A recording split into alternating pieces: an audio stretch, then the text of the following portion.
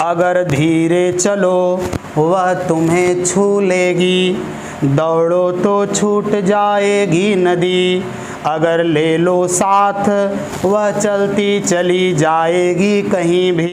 केदारनाथ सिंह जी द्वारा लिखा गया है और एक छोटी सी कविता है जिसका नाम है नदी। नदी के बारे में इन्होंने बताया है कि यह जो नदी है वह हमारे जीवन में अपना कितना महत्व रखती है, हमारे जीवन में नदी का कितना महत्वपूर्ण स्थान है, ये बताया गया है इसमें नदी कविता में। और ये केदारनाथ सिंह द्वारा लिखी गई। केदारनाथ सिंह जी का थोड़ा सा जीवन परिचय हम लोग देखते हैं। 7 जुलाई सन 1934 ईस्वी को उत्तर प्रदेश के बलिया ज़िले में एक ठो गांव है जिसका नाम है चकिया, वहाँ पर इनका जन्म हुआ था और इनकी प्रारंभिक शिक्षा गांव में हुई और उच्च शिक्षा बनारस में हुई थी। और इनकी मृत्यु 19 मार्च सन 2018 ईस्वी को हुई थी, अर्थात आज से 5 साल पहले। ठीक है, हाँ, आज से 5 साल पहले केदारनाथ सिंह जी इस दुनिया को छोड़कर चले गए। चलिए चलते हैं अब हम लोग कविता के ऊपर। कविता में देखिए क्या कहते हैं। नदी। अगर धीरे चलो वह तुम्हें छू लेगी, दौड़ो तो छूट जाएगी नदी। अगर ले लो साथ वह चलती चली जाएगी कहीं भी, यहाँ तक कि कबाड़ी की दुकान तक भी। खुश रहिए, बढ़िया आइए। अब सुनिए अर्थ क्या कह रहे हैं कि अगर धीरे चलो वह तुम्हें छू लेगी। कह रहे हैं कि यह जो नदी है ना वह आपके जीवन में, आपके जीवन से संबंध रखती है हर पल हर क्षण। यदि आप धीरे धीरे चल रहे हैं जीवन के साथ, यदि आपका जो संयोग है यदि वो ठीक ढंग से है और यदि आप धीरे धीरे चल रहे हैं, जैसा जीवन चल रहा है, समय के साथ चल रहे हैं, तो समझ लीजिए कि वह नदी आपको क्या करेगी, छू लेगी। अर्थात आप चलते रहिए और नदी आपके साथ साथ चलती रहेगी। अर्थात नदी आपका हमेशा साथ देती। और दौड़ो तो छूट जाएगी नदी। और यदि आप दौड़ करके सोचें, अर्थात नदी का काम है धीरे धीरे जीवन में हमेशा आगे बढ़ते।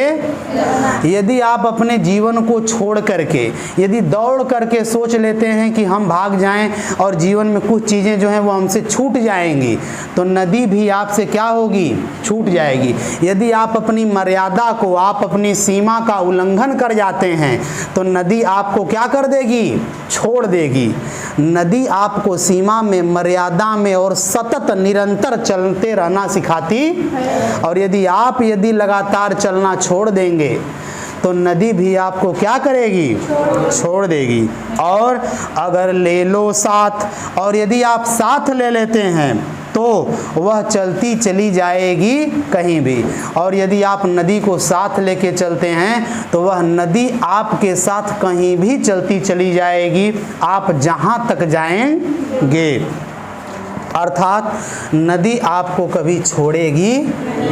आगे, यहाँ तक कि कबाड़ी की दुकान तक भी, यहाँ तक कि उच्च आदमी से, उच्च पद से लेकर के नीचे पद तक, अर्थात ऊंचाई से लेकर नीचाई तक भी नदी आपका साथ छोड़ती नहीं। छोड़ दो तो वहीं अंधेरे में करोड़ों तारों की आंख बचाकर वह चुपके से रच लेगी एक समूची दुनिया एक छोटे से घोंघे में। सच्चाई यह है कि तुम कहीं भी रहो, तुम्हें वर्ष के सबसे कठिन दिनों में भी प्यार करती है एक नदी। सुनिए ध्यान से, कह रहे हैं कि छोड़ दो, और यदि नदी को छोड़ दोगे अकेला तो वह वहीं अंधेरे में कहीं पर भी करोड़ों लोगों की आंख बचा करके चुपके से एक दुनिया रच लेती है। जैसे कोई घोंघा है, घोंघा कहीं भी रहे फिर वो अंडे, अंडे से और बच्चे, फिर उसके बाद बहुत सारे घोंघे हो जाते हैं। जिस प्रकार घोंघा अपना संसार बना लेता है, अपनी दुनिया बना लेता है, वैसे ही यह नदी करोड़ों लोगों की आंखों से बच करके भी अपनी दुनिया बना लेती। और देखिए आगे, सच्चाई यह है कि तुम कहीं भी रहो, कि भाई आप कहीं भी रहिए, यह नदी सबसे कठिन दिनों में, जब आपके पास सबसे कठिन दिन होते हैं अर्थात गर्मी के मौसमों में भी, यह नदी आपको छोड़ती, आपके साथ किसी न किसी रूप में हर जगह रहती है और प्यार करती है। एक नदी आपसे प्रेम प्यार करती है, आपसे लगी रहती है, आपको छोड़कर कहीं जाती नहीं है। और नदी जो इस समय नहीं है इस घर में, पर होगी जरूर कहीं ना कहीं। कह रहे हैं कि आपको लगता है कि इस घर में नदी नहीं है, लेकिन इस समय कहीं ना कहीं वो जरूर है, होगी और है भी। और किसी चटाई या फूलदान के नीचे चुपचाप बहती हुई कभी सुनना, जब सारा शहर सो जाए तो किवाड़ों पर कान लगा धीरे धीरे सुनना, कहीं आस पास एक मादा घड़ियाल की कराह की तरह सुनाई देगी नदी। कविता समाप्त होती है, अर्थ सुनिएगा। किसी चटाई या फूलदान के नीचे आपको नदी सुनाई दे जाएगी, बहती हुई दिखाई दे जाएगी। अर्थात जो चटाई है, जो बिछौना है, जिस पर हम कभी रहते हैं, कभी सोते हैं, अपना समय बिताते हैं, और वह फूल जो फूलदान में लगा हुआ है, इन सबको कौन सींचता है? नदी सींचती है। नदी का पानी आता है, हम हैं, हमें कौन सींचता है? हमें कौन बड़ा करता है? यह नदी बड़ी करती है। नदी का पानी यदि न मिले तो हम अपने जीवन में विकास, उन्नति नहीं कर पाएं, क्योंकि यह नदी का पानी ही है जो हमें अन्न देता है। ये जो अन्न खेतों में होता है, कहाँ से होता है? नदियों के जल से, नदियों के पानी से। तो कह रहे हैं कि चुपचाप बहती हुई यह नदी, चुपचाप बहती हुई कभी सुनना, कभी आपको सुनाई देगी। कहाँ? जब सारा शहर सो जाए, जब पूरी दुनिया सो जाए, तो किवाड़ों पर कान लगाकर सुनना, धीरे धीरे सुनना।